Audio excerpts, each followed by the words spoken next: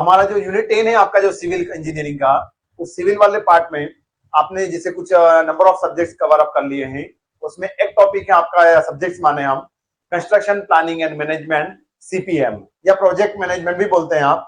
तो ये तो लगभग आपके तीनों ब्रांच में, जैसे सिविल, इलेक्ट्रिकल और मैकेनिकल, तीनों सब्जेक्ट्स वाले पढ़ते हैं इसको। इलेक्ट्रिकल वाले स्टूडेंट जो होंगे वो भी प्रोजेक्ट मैनेजमेंट वाला टॉपिक कहीं ना कहीं कंसिडर करते ही हम।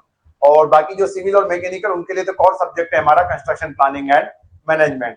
उसी सब्जेक्ट्स को हम यहाँ पर पढ़ेंगे। ये जो सब्जेक्ट है हमारा, इसके रिगार्डिंग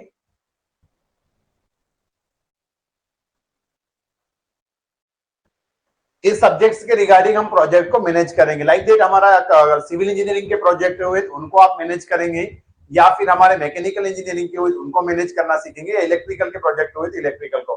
तो मतलब हर कोई काम करते हैं या बिजनेस करें, हर जगह आपको मैनेजर या एचआर तो लगता ही है।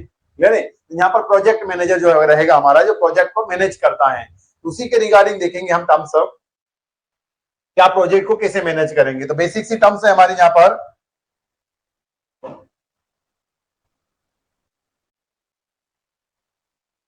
कंस्ट्रक्शन प्लानिंग एंड मैनेजमेंट,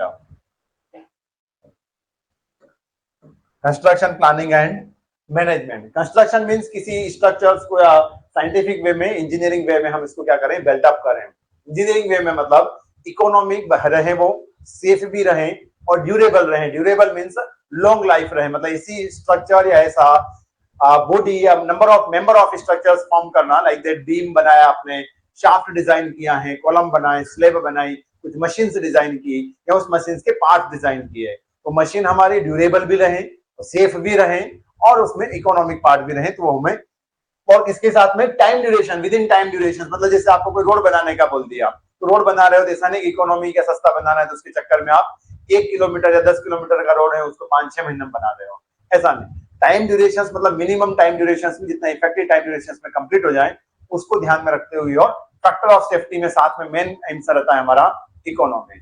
पैसा भी साथ में रखेंगे, तो समय और पैसा दोनों बचाते हुए हम एक परफेक्ट स्ट्रक्चर या परफेक्ट कोई सा मटेरियल बना कर दे दें उनको, वो हमारा उसका मैनेजमेंट कहलाएगा। देखेंगे आगे हम इसका थोड़ा सा हम सिलेबस देखें आपके प्रिंसिपल ग्रेड के हिसाब से कि आपको इसमें पढ़ना क्या क्या है। इसका इंडेक्स देखें हम, तो बेसिक एक तो इसका इंट्रोडक्शन देखना है आपको,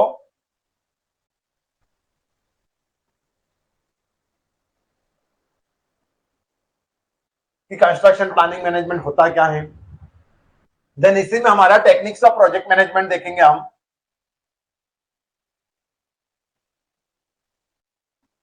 टेक्निक्स ऑफ प्रोजेक्ट मैनेजमेंट।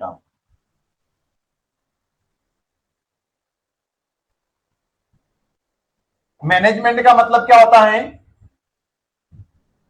किसी पार्ट्स ऑफ वर्क या किसी वर्क को हमें अरेंज करना, ऑर्डर्ड वे में कंप्लीट करना। क्लियर है, किसी ऑर्डर या सीक्वेंस में बोलते हैं ना, कि सही सिस्टेमेटिक तरीके से किसी काम को अपने अंजाम तक पहुंचाना ही हमारा मैनेजमेंट कहलाता है। इसीलिए तो आप बोलते हैं कि इवेंट मैनेजमेंट होता है, जैसे शादियां वगैरह होती हैं बड़ी ग्रैंड लेवल पर होती हैं, डेस्टिनेशन वेडिंग बोले हम हमारे, तो उसमें क्या बोलते हो आप कि हम प्रोजेक्ट इवेंट मैनेजमेंट करवाएं। इवेंट मैनेजमेंट मतलब पूरी सीक्वेंस की, भाई साहब दो किस तरीके से मेहंदी रस्म होगी, किस तरीके से हमारी हल्दी रस्म होगी, किस तरीके से बाकी के आपके डांसिंग वगैरह के फंक्शन, संगीत फंक्शंस किस तरीके से होंगे, पूरी सीक्वेंस में टाइम ड्यूरेशन सब कुछ फिक्स कर दिया, किस टाइम पर किस डेट पर ये काम होना है। तो इवेंट मैनेजमेंट कर रहे हो, समय का प्रबंधन करना सीख जाए हम, कि समय का सदुपयोग करना सीख जाए, इस समय या इस टाइम टेबल पर मुझे ये काम करना है। जैसे जब आप स्टूडेंट लाइफ में 10th-12th में जब स्टडी करते थे तो टाइम टेबल बनाते थे ना, कि कितनी बजे से कितनी बजे Hindi, English, maths, science, social science, ये सब्जेक्ट्स मुझे कवर अप करना है, तो उसका टाइम ड्यूरेशन आपने फिक्स कर दिया। तो क्या टाइम मैनेज किया है आपने, कि टाइम टेबल बनाकर, तो टाइम मैनेजमेंट।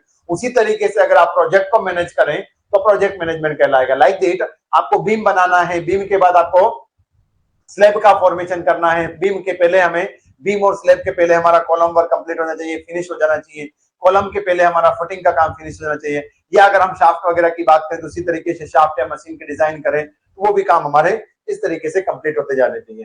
तो वही हमारी टेक्निक्स ऑफ प्रोजेक्ट मैनेजमेंट देखेंगे, कौन कौन से तरीके आ चुके हैं हमारे इंडिया में, या कौन कौन से तरीके आप अपनाते हो प्रोजेक्ट को किसी मैनेज करने के लिए। ओके, नेक्स्ट टर्म्स आ जाएगी इसी के अंदर, ये प्रोजेक्ट मैनेजमेंट की जो टेक्निक है इसी के अंदर आपको सिलेबस में लिखा हुआ है, जैसे लाइक दैट बार चार्ट, या इसी को साइंटिस्ट आपके गैंट ने रिप्रेजेंट किया था, तो इसको कभी कभी हम गैंट चार्ट भी बोलते हैं।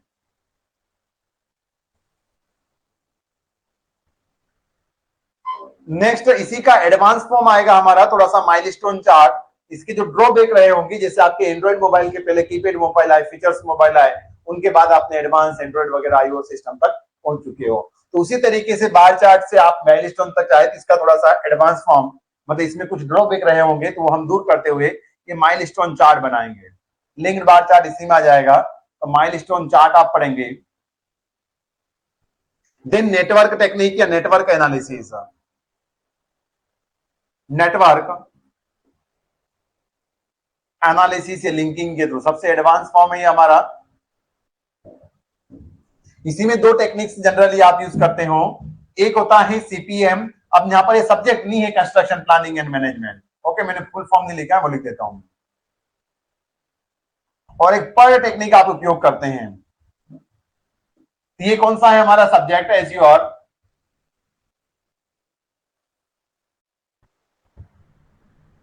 Construction planning and management. Clear? Construction करना है, उस प्रोजेक्ट्स को प्लानिंग करना है, अरेंज करना है और उसको ऑर्डर्ड वे में कंप्लीट करते हुए चलते जाना है हमें। यहां पर जो सीपीएम है इसका मतलब है हमारा क्रिटिकल पाथ मेथड।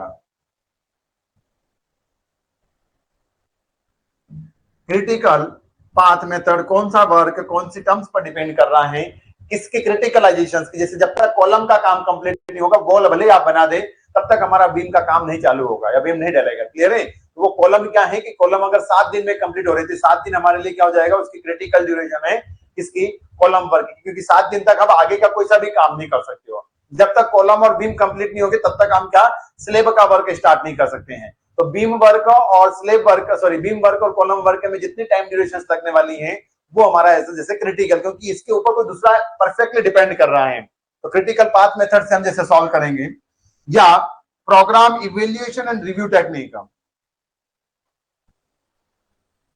ये हल्की हल्की सी मैं हिंट दे रहा हूं आपको, मैं आपको बेसिक सा इनका इंट्रोडक्शन की program evaluation and review technique का कौन सा प्रोग्राम आपको फॉर्म करना है, इवेल्युएशन, उसको इवेल्युएट करेंगे, एंड रिव्यू टेक्निक का कि उसका रिजल्ट क्या मिल रहा है, रिमार्क्स क्या मिल रहे हैं। तो ये वाली जो मेथड है आपकी पर्ट वाली, पर्ट टेक्निक, ये कहां पर उपयोग होती है हमारी, तो ये उस जगह पर उपयोग होगी जहां पर नए नए काम हो हमारे। नए काम मतलब न्यू इन्वेंशन बोल सकते हैं हम, रिसर्च एंड डेवलपमेंट टाइप के वर्क का। लाइक दैट सबसे अच्छा एग्जांपल, जैसे आपको वैक्सीन बनाना है, जैसे कोरोना की वैक्सीन, आपको ये नहीं पता है कि कोरोना की वैक्सीन हमारी एक दिन में बन जाएगी, एक महीने में बनेगी या एक साल में बनेगी। क्लियर है? तो वहां पर मेन टारगेट रहता है हमारा कि किसी भी तरीके से मुझे वो टारगेट या एक्टिविटी या इवेंट अचीव करना है। वहां पर पैसे मायने नहीं रखता है। आप ये थोड़ी ना देखोगे जल्दी बनाने के चक्कर में हमारा पैसा ज्यादा नहीं लग जाए, मुझे तो भले 6 महीने के बजाय 6 साल लगे चलेगा, पैसा कम लगना चाहिए, ये नहीं। हमारा क्या टारगेट है कि मेन काम ये है कि वो वैक्सीन जल्दी से जल्दी हमें प्राप्त हो जाए, भले उसमें मनी या फंड आपका कितना भी लगे। मेन एक्सपेक्ट क्या रहता है कि टाइम ड्यूरेशन जल्दी से जल्दी हमारी कवर अप हो जाए। पॉइंट सीपीएम में हम क्या ध्यान रखेंगे, दोनों समय भी कम लगे और कोस्ट का भी दोनों ध्यान रखेंगे। ये हमारी इन्वेंशन वाले जो वर्क होते हैं, जिसको हम जनरली बोलते हैं कि रिसर्च एंड डेवलपमेंट टाइप के वर्क, वहां पर पर्ट टेक्निक का उपयोग करते हैं। और जनरली जैसे सिविल इंजीनियरिंग के वर्क, आप बिल्डिंग को पहली बार तो बना नहीं रहे हो, तो आप इसका आकलन कर सकते हो ना कि भाई साहब मैंने पहले भी ऐसा बीम बनाया है, तो उसको बीम को बनने में, कॉलम को बनने में, 1000 स्क्वायर फीट की मकान बना चुके हो आप, तो लगभग कितने समय में कंप्लीट करके दे सकते हो। पहली बार थोड़ी ना बना रहे हो मकान। क्लियर है? तो वो नंबर ऑफ रिपीटेटिव टाइप के वर्क हो तो वहां पर क्रिटिकल पाथ मेथड यूज करते हैं, नॉन रिपीटेटिव टाइप के वर्क हो वहां पर हम पर्ट टेक्निक यूज करते हैं। ये क्वेश्चन तो मैंने आपको यहां पर बता दिया है। ओके, आगे पढ़ेंगे फिर हम। तो नेटवर्क एनालिसिस थोड़ा सा मैं अपडेटिंग और इसके बारे में भी बता दूंगा आपको कि अपडेटिंग क्या होता है, क्रेसिंग क्या होता है, रिसोर्स अलोकेशन और इनके बारे में कि रिसोर्स आप किस तरीके से इनको प्रोवाइड करेंगे पर्टिकुलर सोर्सेस को। जैसे आप बोल रहे हो कि थोड़ा सा हिंट दे दूं मैं,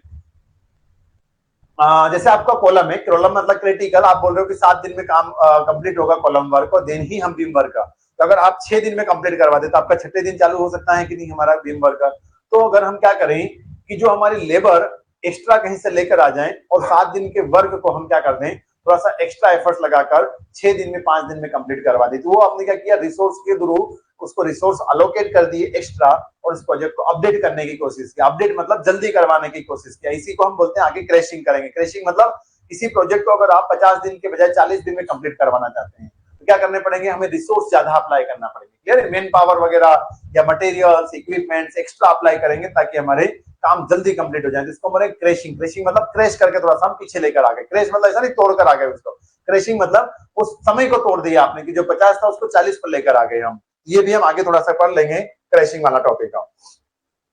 देन इसी में थोड़ा सा आपका कंस्ट्रक्शन इक्विपमेंट्स भी है कि जो hoisting equipment, hauling equipment, tracking equipment, compacting equipment होते हैं जो कंस्ट्रक्शन में आपका यूज करते हैं, तो वो इक्विपमेंट भी हम यहाँ पर यूज करेंगे। जैसे आपके ट्रैक्टर, जेसीबी, बुलडोजर, ये हमारे कंस्ट्रक्शन इक्विपमेंट से आते हैं, तो ये भी हम यहाँ पर कंसिडर कर लेंगे।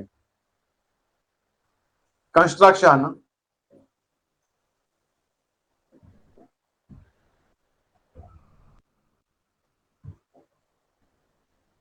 Equipments, okay.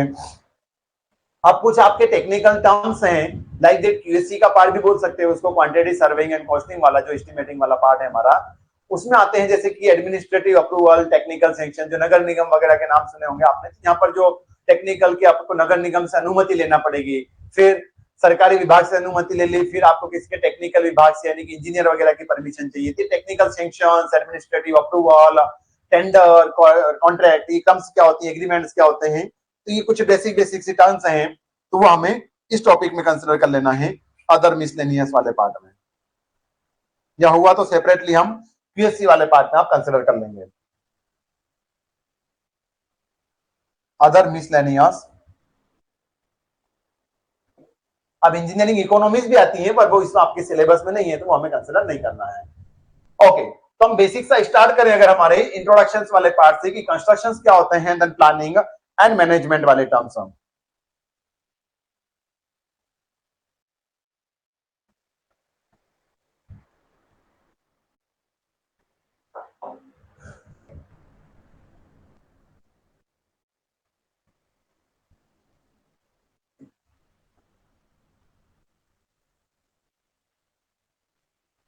कंस्ट्रक्शन बेसिक सा सब्जेक्ट का अगर इंट्रोडक्शन देखें आप, construction,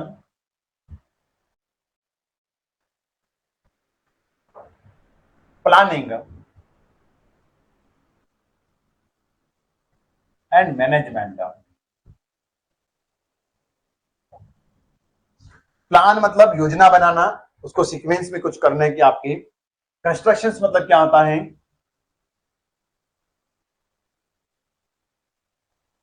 to build or make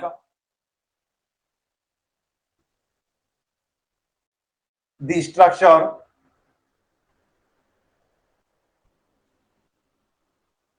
or elements of structures.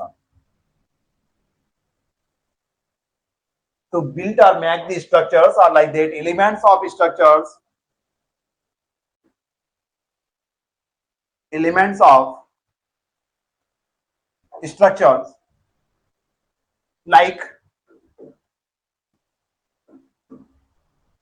कौन कौन से, जैसे कि स्ट्रक्चर, स्ट्रक्चर बनाना मतलब जैसे बीम बनाना, डैम बनाना, रोड बनाना, ये हमारे पार्ट ऑफ स्ट्रक्चर है। और पार्ट ऑफ स्ट्रक्चर्स क्या कहलाएंगे, एलिमेंट्स ऑफ स्ट्रक्चर्स क्या कहलाएंगे, लाइक दैट बीम्स,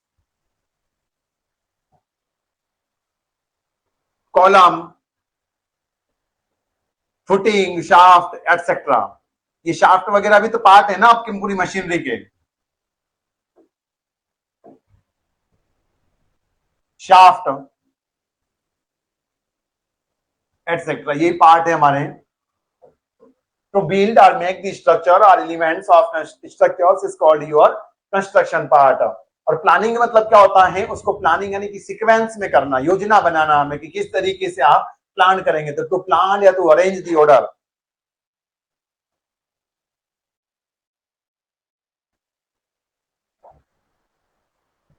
तो प्लानिंग मतलब क्या हो जाएगा,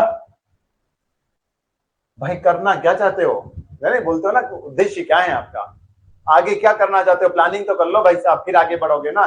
तो डिफाइनिंग दी ऑब्जेक्ट्स या एम, कि आपका एम क्या है और उसको आइडेंटिफाई करें। आइडेंटिफाई मत करें मतलब उसमें लगेगा क्या आपको, प्लानिंग कर ली आपने कि प्रिंसिपल ग्रेड की एग्जाम निकालना है मुझे, ये प्लानिंग नहीं किया आपने, आपने क्या सोचा है अभी थिंकिंग। अब प्लानिंग क्या करेंगे कि अगर मुझे प्रिंसिपल ग्रेड एमबीपीएस से निकालना है तो क्या करना पड़ेगा आपको, नोटिफिकेशन जारी होगा, उसका फॉर्म फिलअप करना है, फॉर्म फिलअप करने के बाद आपको प्रिपरेशंस करना पड़ेगी, प्रिपरेशंस के लिए भी इनबिल्ट हिडन क्वेश्चन बोले, हिडन नंबर्स क्या है कि कौन कौन से सब्जेक्ट्स, कौन कौन से टॉपिक आपको कवर अप करना पड़ेंगे, कि आपकी सीक्वेंस बता रहे हो आप, कि प्लानिंग बता रहे हो आप, तो मुझे क्या करना पड़ेगा, फॉर्म भरूंगा तभी मैं आगे एग्जाम फाइट करना पाऊंगा। तो आपने एग्जाम फॉर्म फिल किया, एप्लीकेशन फॉर्म फिल किया, देन आपने उसका जो कंटेंट है वो प्रिपेयर किया, उस कंटेंट की तैयारी की, देन फिर आपने क्या बोला कि जिस दिन एग्जाम होगी उस दिन आपको एग्जाम देने जाना है, एग्जाम देंगे तभी की आपकी प्रोसेस हो गई, प्लानिंग हो गई। देन फिर क्या करना पड़ेगा कि जब रिजल्ट आएगा, रिजल्ट चेक करेंगे, इंटरव्यू होगा, इंटरव्यू को फिर फाइट करना है, देन डॉक्यूमेंट वेरिफिकेशन वगैरह साथ में भी हो सकता है हमारा, तो साथ में होगा, देन फिर लास्ट में ज्वाइनिंग है। तो प्लानिंग के थ्रू कहां से ऑपरेशन आपका क्या रहा कि आपने जो हमारा एग्जाम फॉर्म नोटिफिकेशन आया वहां से लेकर आपने ज्वाइनिंग तक आ गई बात हमारी, या आपने ज्वाइनिंग तो पूरा एक टारगेट अचीव कर लिया हमने, तो वो हमारा क्या हो चुका है, प्लानिंग आपकी कि भाई साहब पहले ऑब्जेक्टिव तो डिसाइड कर लो, आपको प्रिंसिपल ग्रेड का बनना है तो आपको सिविल सर्विसेज के सब्जेक्ट इतने पढ़ने की जरूरत नहीं है, ना पॉलिटी पढ़ने की जरूरत है, ना साइंस इतनी जरूरत पढ़ने की है, ये आपने प्लानिंग किया कौन सा काम करने की जरूरत है, कौन से काम की जरूरत नहीं है, ये आपने ऑब्जेक्ट्स को डिफाइन किया है। तो प्लानिंग का मतलब क्या हो जाएगा, डिफाइनिंग दी ऑब्जेक्ट्स, तो डिफाइनिंग बिजनेस करना है तो बिजनेस के हिसाब से सोचो, है तो उसके हिसाब से आपको करना पड़ेगा। तो डिफाइनिंग दी ऑब्जेक्ट,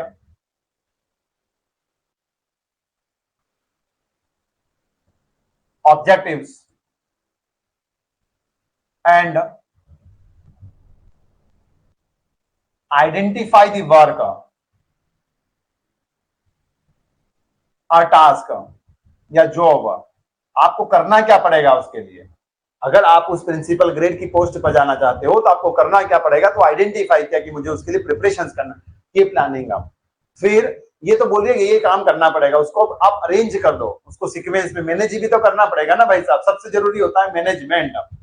जैसे आपने अपने यहाँ पर लेबर लगा रखी है, उसको आपने बोल दिया कि भाई साहब ये काम करके आना है आपको, आप उसको देख रेख करने ना जाओ, कुछ देख रेख निगाह न करो उसकी, तो हम क्या कर देखेंगे कि लास्ट में जाकर हो सकता है कि काम हमारा आधा अधूरा ही होगा, क्योंकि आपने मॉनिटरिंग नहीं किया उसके ऊपर, कंट्रोलिंग नहीं बिठाया।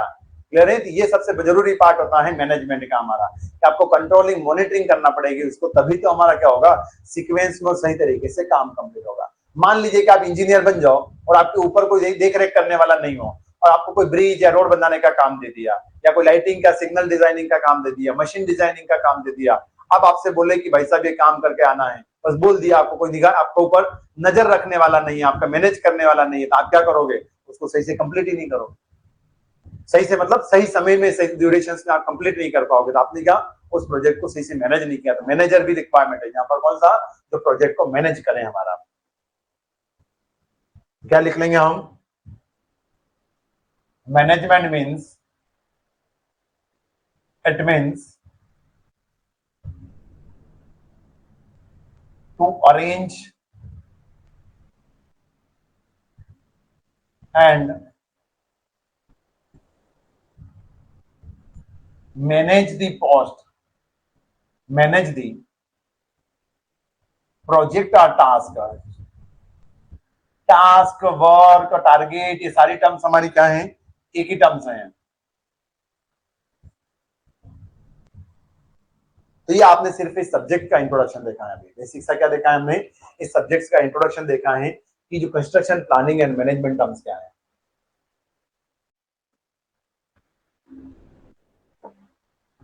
तो इसी के कुछ फैक्टर्स आ जाते हैं हमारे, कि आप मैनेज किस तरीके से करोगे प्रोजेक्ट मैनेजमेंट, इसी में आपकी टर्म्स आती हैं।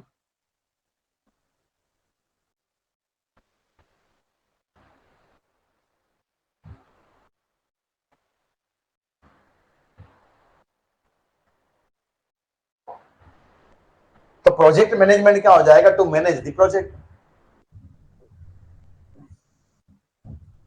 थोड़ी सी टर्म्स लिखूंगा मैं, टाइप ऑफ मैनेजमेंट, क्या लिखूंगा मैं यहां पर, type of management,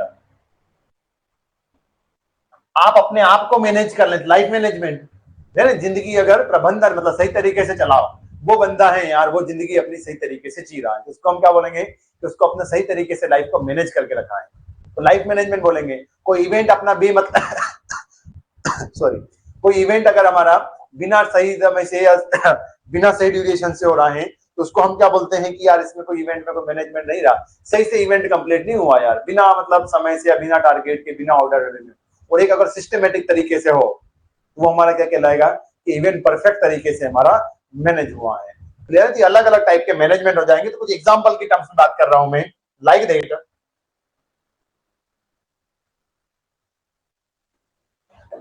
some type of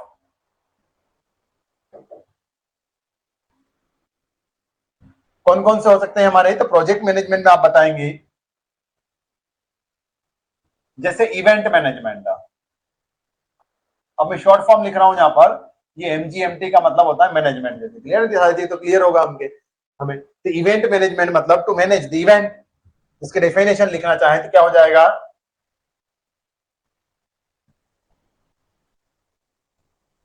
to manage the event.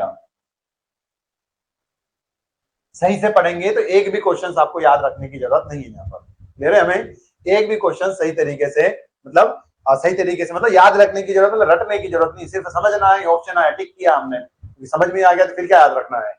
To manage the event is called your event management.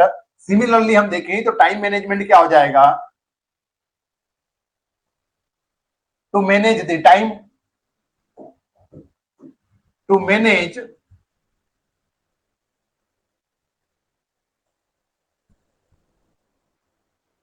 The time is called your time management.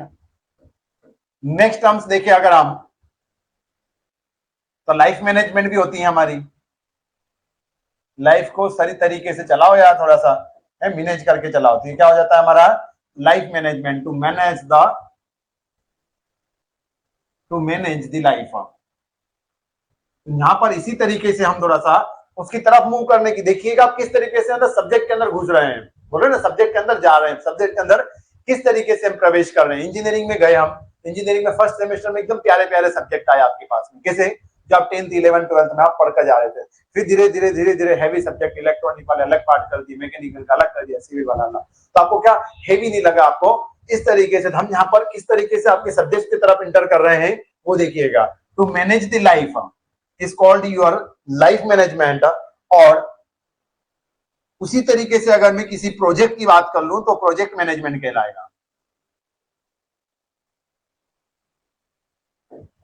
To manage और arrange the project, to manage और arrange the project, arrange यानी कि उसकी sequence, arrange the project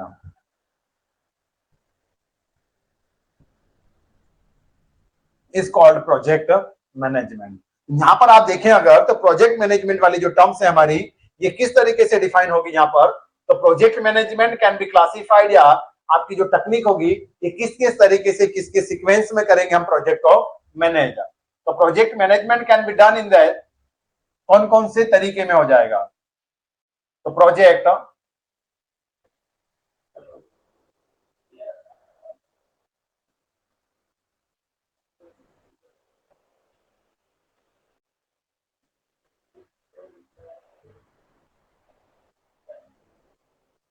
project management कौन कौन से तरीके से हो सकता है, तो यहाँ पर हमारे 3 सीक्वेंस आती है प्रोजेक्ट को मैनेज करने की। कितने तरीके आते हैं हमारे पास में गाइस, 3 तरीके होते हैं प्रोजेक्ट को मैनेज करने की, या इसके मोड बोले या सीक्वेंस बोले हम।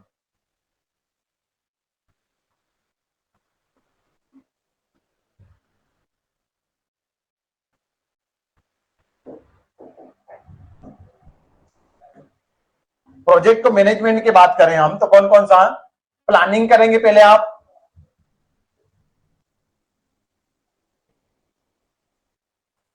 देन शेड्यूल करेंगे उसको, भाई साहब किसका नंबर कब आएगा। प्लानिंग मतलब आपने सोच लिया कि क्या क्या काम करना है, जैसे आपने ये सोचा है कि मुझे एग्जाम फॉर्म में, सबसे सिंपल आपके एग्जाम फॉर्म से बताता हूं क्योंकि सभी ने पढ़ रखा है फॉर्म, तो आपने क्या, नोटिफिकेशन जारी हुआ, आपने एग्जाम फॉर्म भरना है, तैयारी करना है, नंबर ऑफ सब्जेक्ट्स की तैयारी करना है, एग्जाम देने जाना, इंटरव्यू देना, document verification and then joining, ये प्रोसेस हो गया हमारी।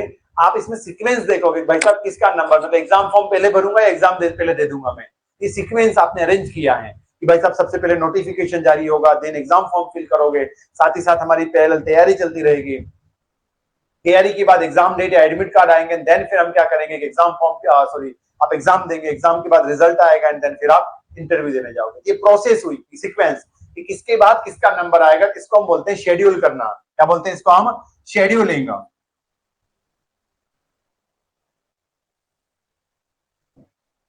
तो ये हो जाती है हमारी शेड्यूलिंग। और तीसरी टर्म्स आती हैं कि सब कुछ कर दिया, ध्यान भी तो रखना पड़ेगा ना, सबसे बड़ी दिक्कत हमारे यहाँ पर ये होती है कि हमें ध्यान रखना पड़ता है, उसको हम बोलते हैं सुपरवाइजिंग करना पड़ता है, कंट्रोलिंग करना पड़ता है, मॉनिटरिंग करना पड़ता है। जब तक आप निगरानी नहीं करोगे, देख रेख नहीं करोगे, काम हमारा सही से नहीं होगा। तो उसके लिए हमें क्या करना पड़ेगा, कंट्रोलिंग टीम बिठानी पड़ेगी। जो सुपरवाइजर होता है ना आपका, वो क्या काम करता है, कंट्रोलिंग। एक दूसरे के ऊपर कंट्रोलिंग टीम बिठानी पड़ेगी। सरकारी विभाग में भी नंबर ऑफ विभाग से हमारे डिपार्टमेंट्स हैं, एक के ऊपर दूसरा अधिकारी बैठा हुआ है, अगर एक ही अधिकारी सब कुछ देखता तो क्या होता फिर हमारा, क्लियर है। तो सारे एक पोस्ट के ऊपर उसके अपर पोस्ट के ऊपर फिर अपर पोस्ट, हमारी एक दूसरे की पोस्ट है, वो जो क्या कर रही है एक दूसरे के ऊपर कंट्रोलिंग कर रही है, क्लियर है। राष्ट्रपति से लेकर एक नॉर्मल इंसान तक सभी हम क्या कर रहे हैं, एक दूसरे के ऊपर कंट्रोलिंग कर रहे हैं। यहाँ पर इसका मतलब देखें, डिफाइन करें, तो इसका मतलब क्या होगा कि planning,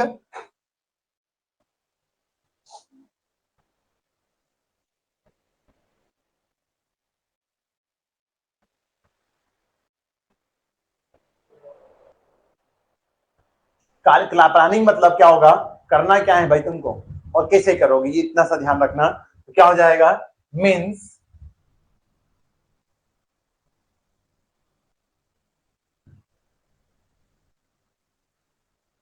means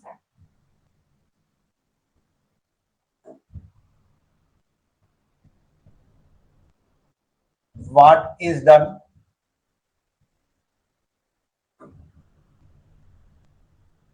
what is done and how is it done, how is it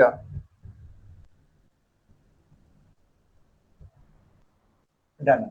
ये वाले जो क्वेश्चन उभर कर आएंगे ना हमारे, ये क्वेश्चन जो हमारे सॉल्व होंगे वो किसके थ्रू, प्लानिंग के थ्रू, कि भाई करना क्या है और कैसे करना है। ये इतना सोच लिया कि what and how that terms represent the planning.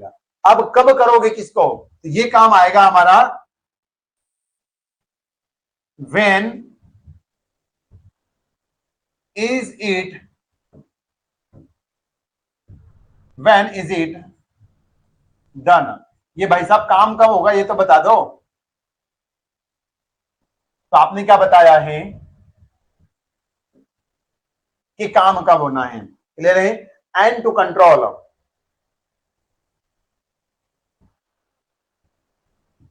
To monitor और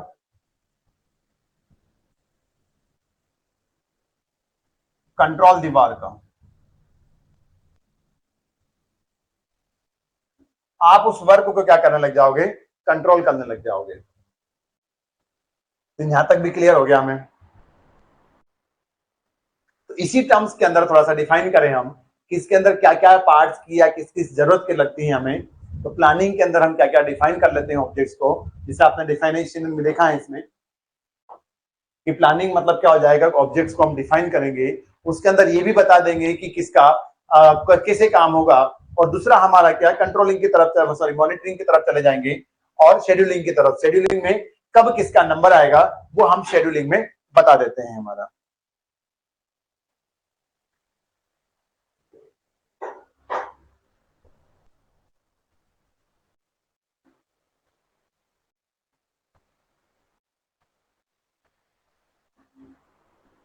तो थोड़ा सा डिफाइन करें आप इनको।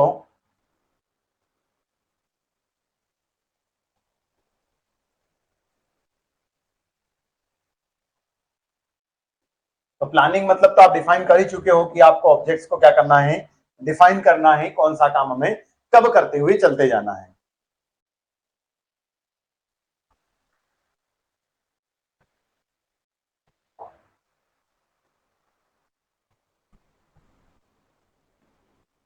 Defining the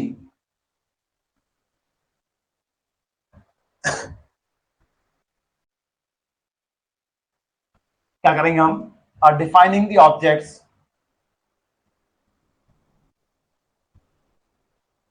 objectives and for their completion उस पर्टिकुलर वर्क या टास्क को कंप्लीट करवाने के लिए कौन कौन से मटेरियल इक्विपमेंट क्या क्या तरीके लगेंगे वो हम यहाँ पर डिसाइड कर लेंगे। Defining the objectives and for their completion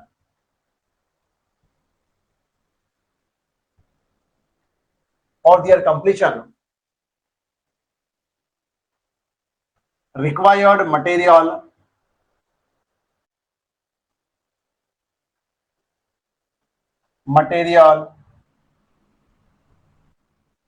equipments like machineries, manpower,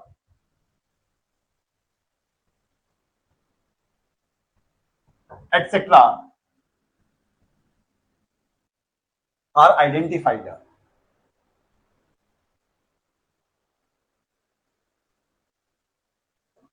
इसके लिए हमें आइडेंटिफाई कर देना है।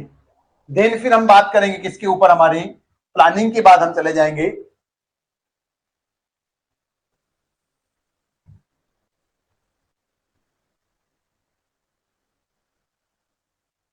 तो एक बार तो एग्जाम में आपसे क्या पूछ लिया, इनकी सीक्वेंस ही पूछ लिया कि आप प्रोजेक्ट मैनेजमेंट में किस सीक्वेंस में वर्क करते हो, प्लानिंग के पहले क्या शेड्यूलिंग करते हो या कंट्रोलिंग कर लेते हो। ये सीक्वेंस ही है कि planning, scheduling and then controlling करता हूं। तो एग्जाम में आपका आईएएस की एग्जाम में एक बार इस तरीके से क्वेश्चन पूछा जा चुका है। तो शेड्यूलिंग का मतलब क्या होता है कि एक्टिविटी को अरेंज करना कि उनका नंबर कब आएगा, और एक्टिविटी मतलब कोई सा काम करना।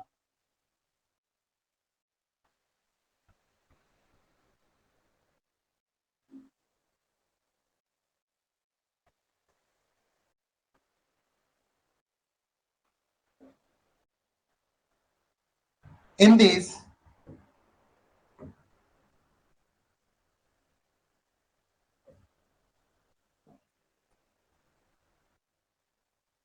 arrange and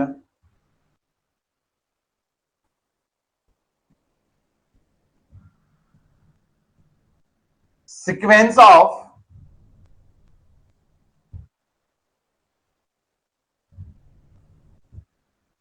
activity,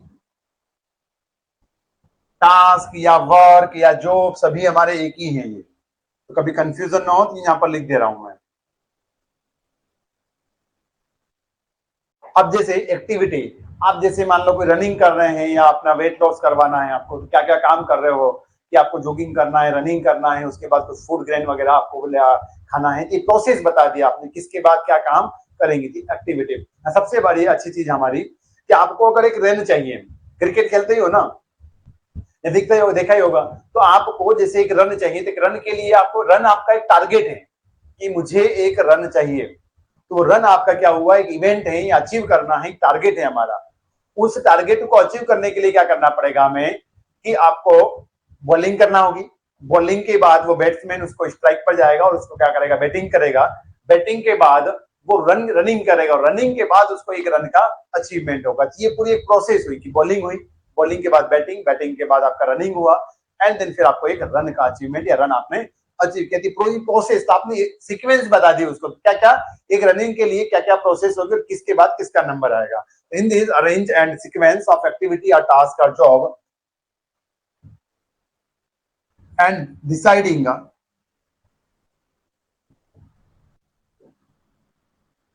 their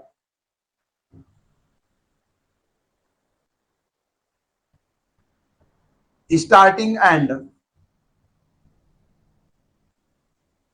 completion time and place। Completion का टाइम कि कोई सा टास्क कितने समय पर स्टार्ट होगा और कितने समय पर वो कंप्लीट होगा, कितना ड्यूरेशन लग रहा है, तरह से आपने वो बता दिया। 10 दिन में कोई टास्क कंप्लीट हो जाएगा या 50 दिन में होगा, ये आपने बता दिया। एंड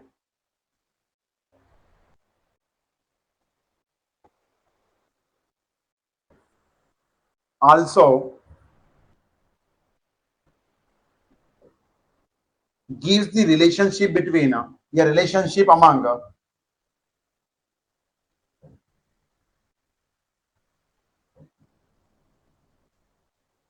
रिलेशनशिप अमंग, किसके बीच में?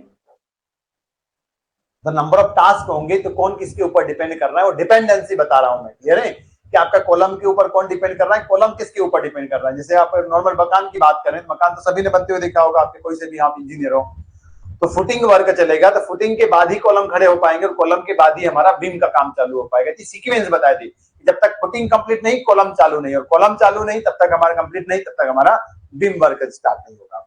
ये आपने एंड आल्सो डिफाइंस और gives the relationship among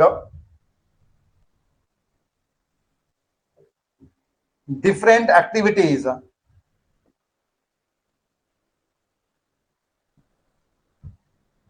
different activities to each other।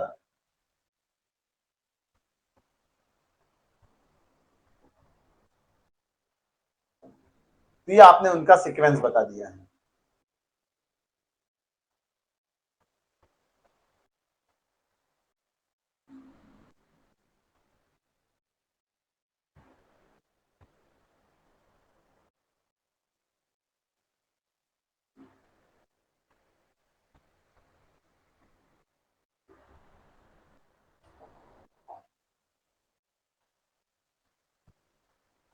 In these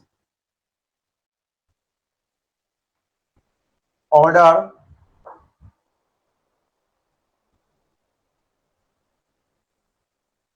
or manner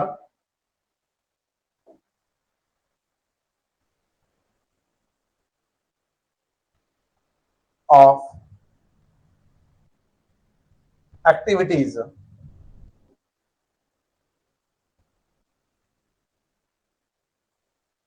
decided या decides। और देखो, जैसे मान लीजिए कि स्टील वर्क चल रहा है तो आपको स्टील वर्क जो कर सकता है उसकी जरूरत पड़ेगी। कोई ब्रिक वर्क चल रहा है मान लो, तो ब्रिक वर्क के टाइम पर आपको मिस्त्री या मैसन्स की रिक्वायरमेंट होगी।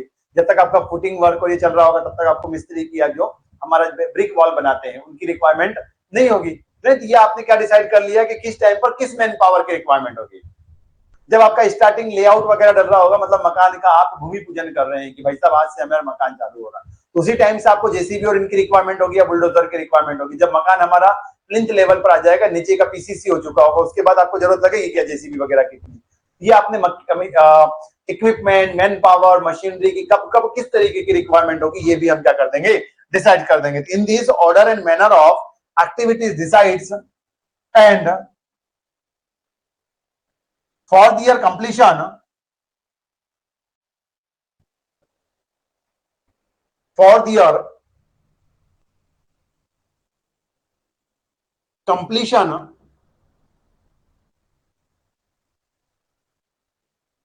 required machineries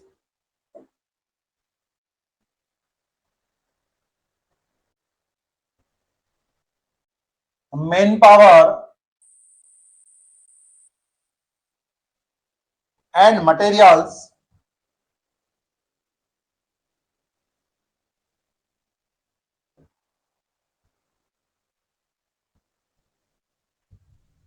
should be arranged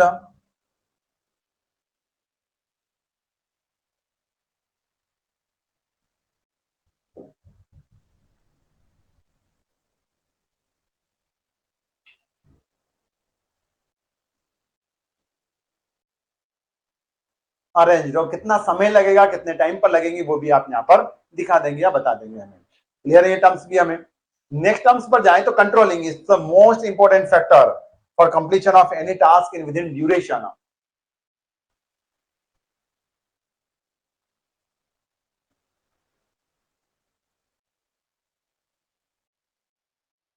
तो कंट्रोलिंग के अंदर क्या लिखेंगे आप, जैसे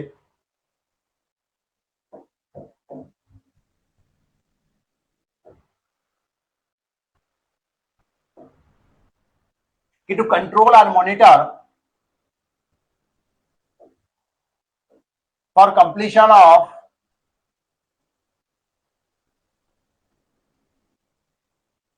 किसी भी काम को जल्दी या समय पर पूरा होने के लिए उसकी मॉनिटरिंग या सुपरवाइजिंग बहुत जरूरी है। आप यही बोल रहे हो कि for completion of work with in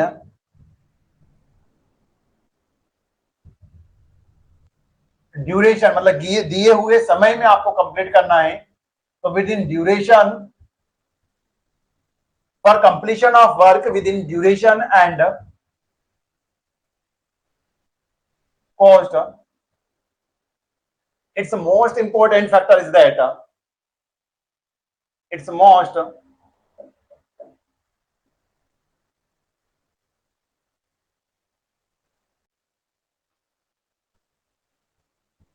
important factor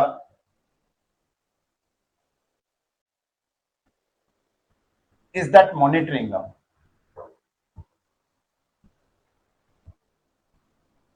monitoring या मॉनिटरिंग और फिर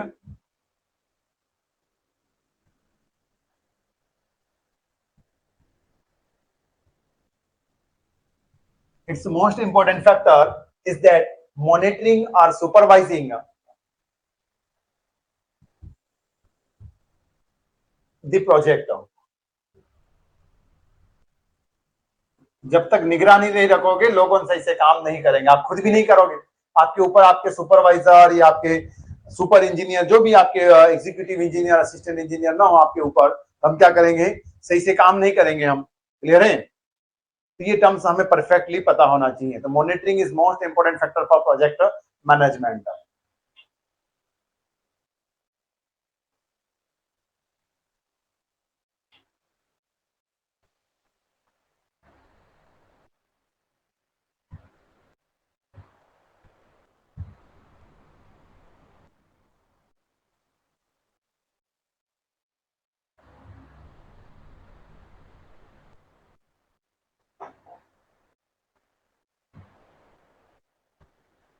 इसके अंदर और क्या कर दोगे आप,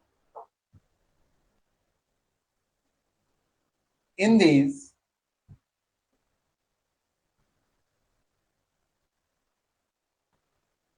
resource controlling,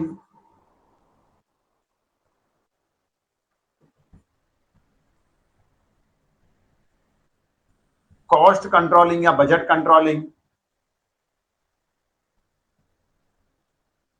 cost controlling, resource controlling, budget controlling, time controlling, quality controlling. Quality भी तो कंट्रोल होगी ना, खराब मटेरियल तो आप यूज नहीं कर रहे हो जैसे बिना देखे अगर कोई यूज कर रहा होगा। खराब क्वालिटी की सीमेंट, खराब क्वालिटी का स्टील, खराब क्वालिटी का दूसरा ब्रिक वर्क वगैरह यूज नहीं हो रहा है, या दूसरे भी मशीनरी पार्ट हमारे। In this resource controlling, cost controlling, quality controlling can be achieved.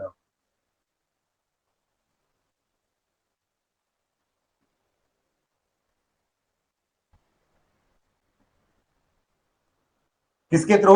अगर आप सही से मॉनिटरिंग कर रहे हो तो ध्यान रखोगे तो लोगों ने आपके सही से काम करें, क्यूरिंग वगैरह सही से हो रही है कि नहीं हो रही, मशीन की नट बोल्ट वगैरह सही से फिट हो रहे हैं नहीं, ये सारे काम हमारे, सिग्नलिंग सही से डिजाइन हो रहे हैं या नहीं, ये सारे काम आप परफेक्टली देख सकते हो।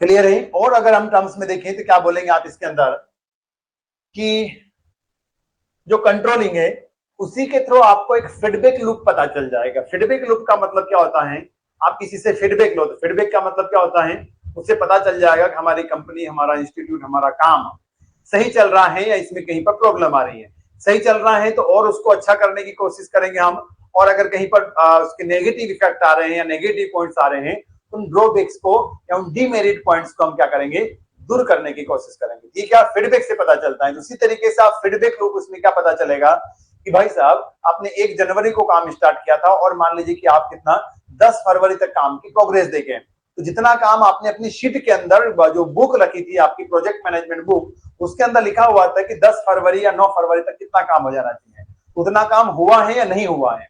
अगर नहीं हुआ है तो थोड़ा बहुत आप क्या करोगे, मैनेज करने की कोशिश करोगे कि भाई साहब क्यों नहीं हो रहा है, जल्दी जल्दी करवा कर दो। और ज्यादा ही अगर पीछे चल रहा है तो आप वो जो टारगेट थे हमारे, जो एक्टिविटीज थे, उनको रीअरेंज करोगे, रीप्लानिंग करोगे, रीशेड्यूल करोगे। क्लियर है? तो फीडबैक लूप से आपको पता चल जाता है कि आज हमारा प्रोग्रेस ऑफ वर्क या प्रोग्रेस ऑफ टास्क कहां पर है। तो आप ये देख रहे हो कि in this,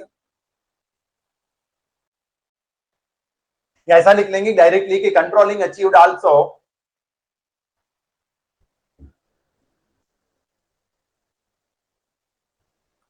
through controlling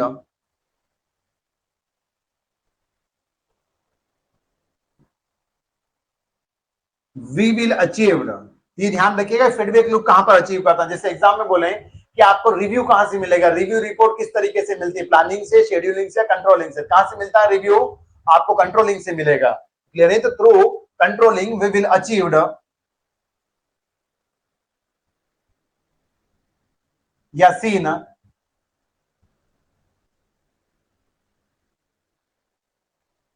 feedback loop of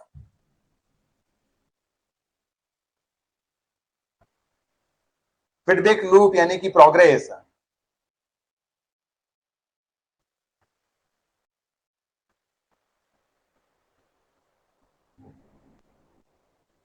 और इफ एनी प्रॉब्लम्स यानी कि इसके अंदर कुछ समस्या आती है देना, फिर उसको रिवाइज करेंगे।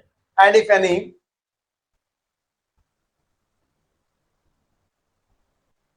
if project is on if project is on schedule,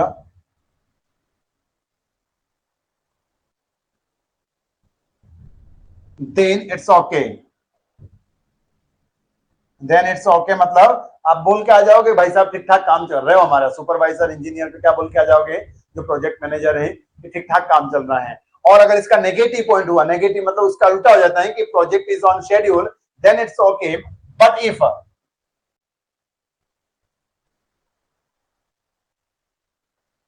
but if project is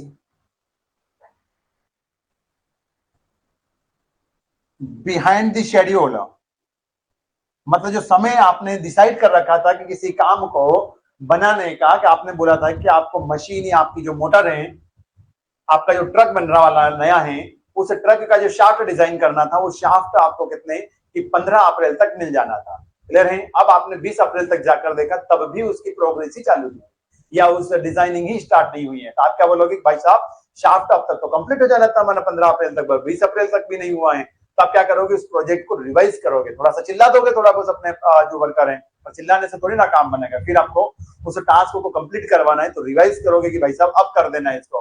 तो रिवाइज करेंगे, रीप्लान करेंगे एंड देन रीशेड्यूल करेंगे। अब अगली बार आती है ना पेपर वगैरह में, मतलब न्यूज पेपर वगैरह में पढ़ते हो कि अब उसकी नई डेट जारी कर दी गई है। वो ब्रिज हमारा 2023 में कंप्लीट हो जाना था फरवरी तक, अभी भी नहीं हुआ है, तो उसकी नई डेडलाइन कंप्लीट कर, नई डेडलाइन जो कंप्लीशन की है वो मान लीजिए अक्टूबर दे दिया, दिसंबर दे दिया।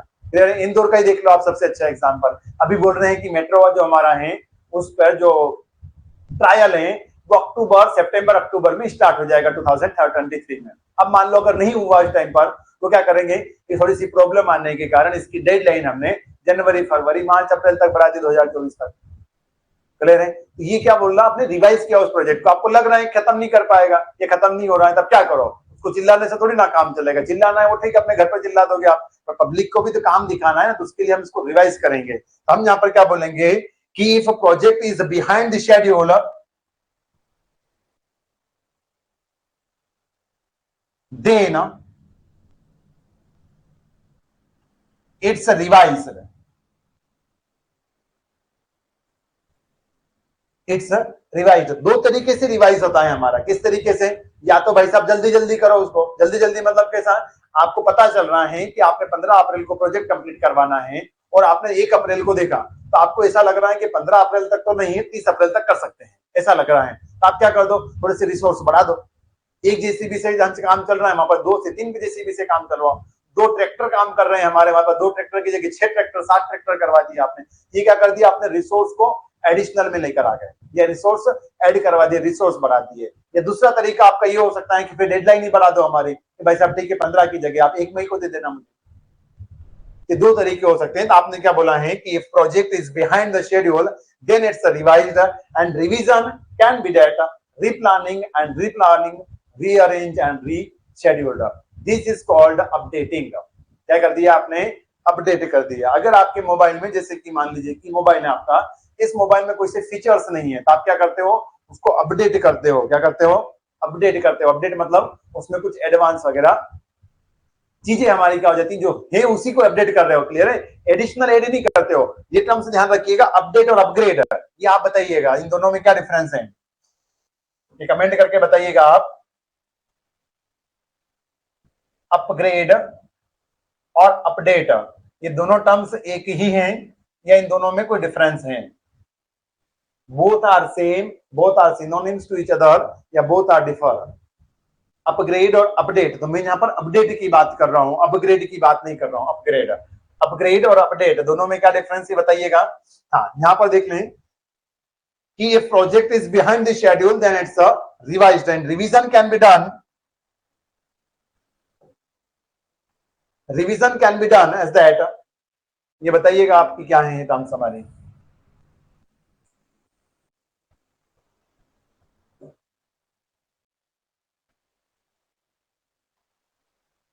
Revision of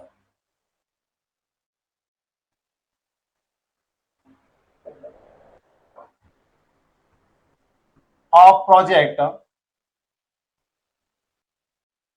is that replanning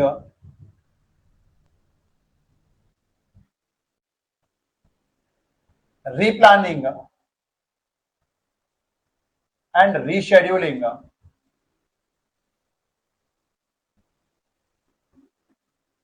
Replanning and rescheduling is done.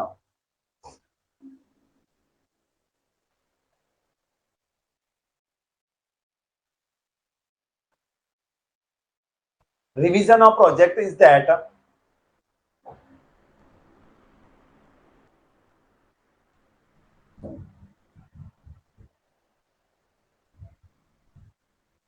by replanning and rescheduling of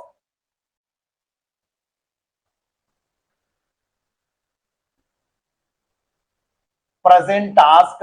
मतलब जरूरी नहीं कि पूरा प्रोजेक्ट, उस टास्क का भी हो सकता है, जैसे कॉलम का ही काम रुक रहा है तो उसके लिए भी हो सकता है, दूसरा काम रुक रहा हो तो उसके लिए भी प्रेजेंट टास्क, या फिर पूरा ऑल प्रोजेक्ट ही हमें क्या करना पड़ रहा हो, रिवाइज करना पड़ रहा हो।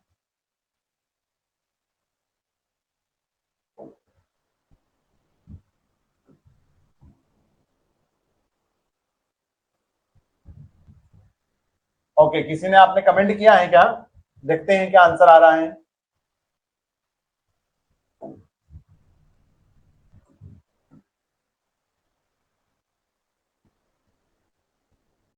अपग्रेड में ग्रेड आ रहा है means quality and update regarding time to time modify. Okay, ठीक है। और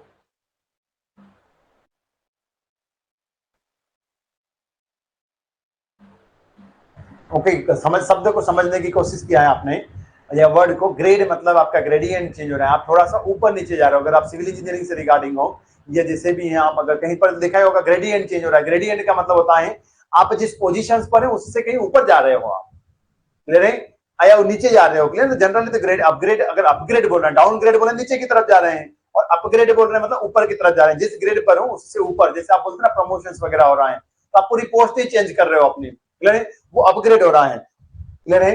तो यहाँ पर मतलब ये हो रहा है कि अगर ये फीचर्स मोबाइल आपका जैसे कीपैड वाला मोबाइल है, उस कीपैड वाले मोबाइल को मुझे टच वाला मोबाइल बनाना है, कीपैड वाले मोबाइल को मुझे टच वाला मोबाइल बनाना है या फिर एंड्रॉइड बनाना है, तो वो कैसे बनेगा?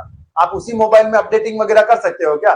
नहीं ना, आपको पूरा मोबाइल ही बदलना पड़ेगा, पूरा सिस्टम ही बदलना पड़ेगा। क्लियर है? तो उसको बोलते हैं अपग्रेड। अपग्रेड मतलब कुछ एडिशनल ऐड करना है, और अपडेट का मतलब ये होता है कि इसी के अंदर कुछ सॉफ्टवेयर वगैरह में या हिडन या सॉरी इनबिल्ट बोले या इनर कोई पॉइंट्स वगैरह हमारे प्रॉब्लम्स कर रहे हैं, तो उसको हमने क्या कर दिया है, अपडेट किया है।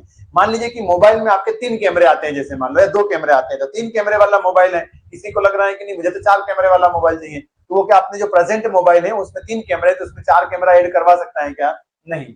उसमें उसको अगर 4 कैमरे वाला मोबाइल चाहिए तो उसको एडिशनल ऐड करना पड़ेगा, मतलब जिस मोबाइल को चेंज करके दूसरा अपडेट करके बजाय उसको अपग्रेड करना पड़ेगा।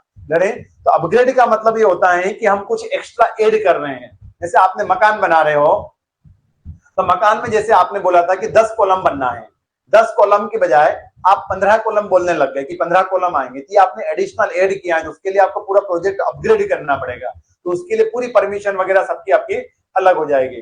क्लियर है? ये हमारा अपग्रेड कहलाएगा। पर अपडेट क्या हो जाएगा? अपडेट क्या हो जाएगी? 10 कॉलम है तो 10 की 10 रखोगे आप कॉलम, उस 10 कॉलम में थोड़ी सी बहुत पोजीशन इधर उधर कर सकते हो, उनका टाइम ड्यूरेशन चेंज कर सकते हो कि किसका टाइम कब आएगा बनने में, आगे पीछे आप थोड़ा सा बनवा सकते हो, या फिर हमारी थोड़ी सी डिजाइनिंग में चेंजेस कर दिया, ये हमारा क्या कहलाएगा? अपडेट में। क्लियर? तो अपडेट मीन्स रिवाइज करना, यस, या मॉडिफाई करना, थोड़ा सा उसको थोड़ा सा हमने मॉडिफाई कर दिया है। तो ये आपने कंट्रोलिंग पढ़ लिया। ओके, हाँ, यहाँ पर हम कुछ टर्म्स लिख रहे थे कि revision of project is that bye done replanning and rescheduling of project, या फिर प्रेजेंट प्रोजेक्ट या present task, and is called updating. इसी को हम क्या बोलते हैं?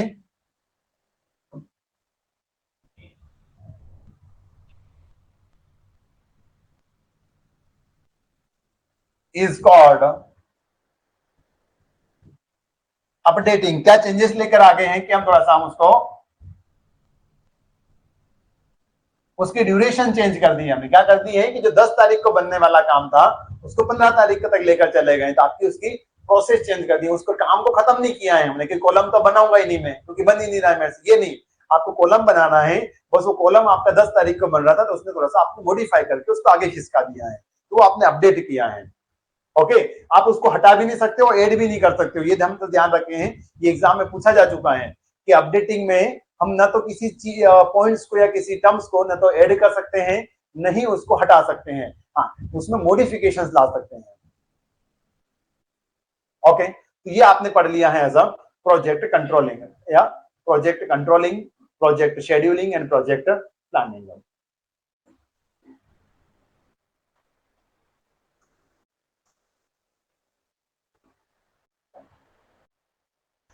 अब ये तो बेसिक सा चीज है, बट ये भी लिख ही लें, आपको माइंड में याद रहेगा, मतलब रहेगा थोड़ा सा।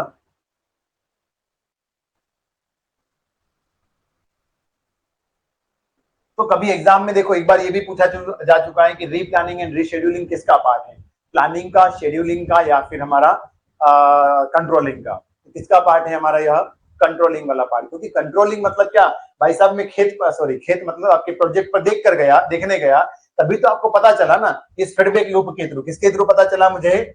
इस फीडबैक लूप के थ्रू आपको पता चला है कि मेरा प्रोजेक्ट आज कहां पर दौड़ रहा है, आज मेरा जो काम है वो कहां पर चल रहा है, उसी के थ्रू तो आपको पता चला है। ये जाते ही नहीं, आप तो पता ही नहीं चलता, ये कंट्रोलिंग में आपने अचीव किया है। तो replanning and rescheduling is the part of controlling, और updating is also part of controlling. और दूसरा हम बात करें तो सोचें या समझें, जो भी आप बोलें, एग्जीक्यूट करना, एग्जीक्यूशन ऑफ वर्क, ये कहां पर होता है हमारा? प्लानिंग कंट्रोलिंग के टाइम पर होता है। एग्जीक्यूट कैसे हो रहा है?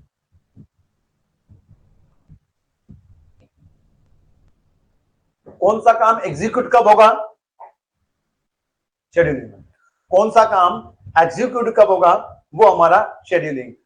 किस किस को एग्जीक्यूट करना है, कौन कौन से काम एग्जीक्यूट करना है, ये माइंड में बिठा लिए, लिस्ट बना ली, ये प्लानिंग कर लिया। अरे कौन कौन से काम करना है? एग्जीक्यूट करना है, प्लानिंग। एग्जीक्यूट कब होगा? वो शेड्यूलिंग। एग्जीक्यूट हो रहा है सही तरीके से या नहीं हो रहा है?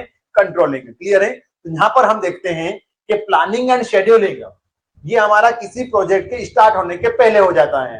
अरे कोई सा भी काम आप शादी ब्याह करते हैं तो आपका जो पत्रिका है, कार्ड छपवाना है, पूरी प्लानिंग, ढोली करना है,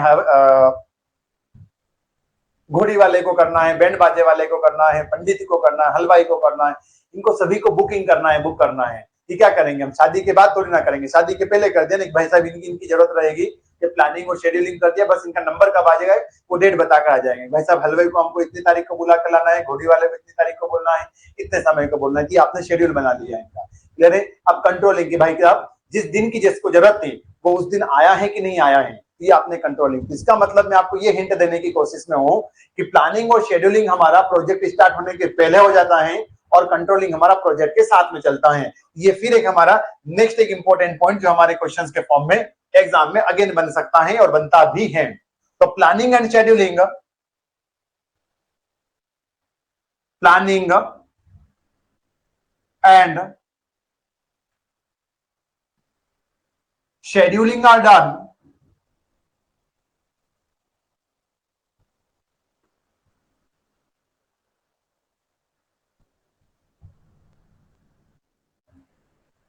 before the starting of project, before the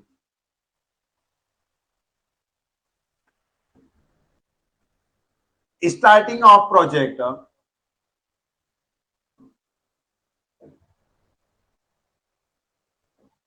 while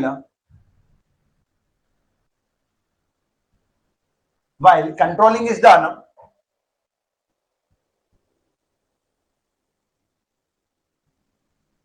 controlling is done with present project या ongoing project. While controlling is done with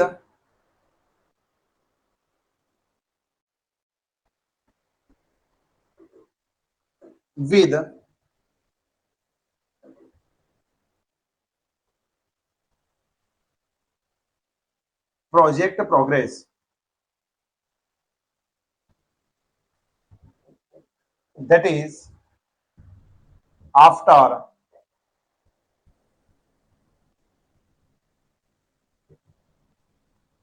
starting the project. तो यहां तक क्लियर है क्या? हमें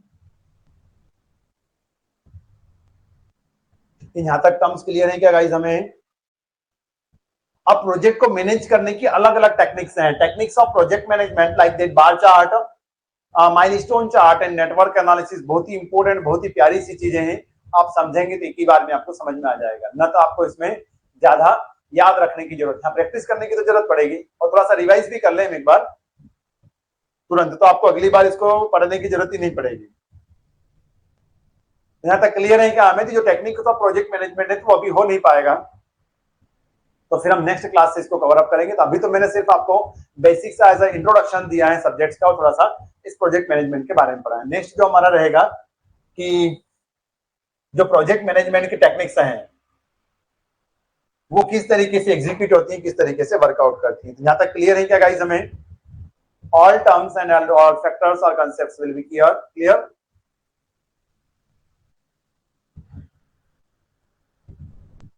Okay, so now your class is over. Thank you to everyone.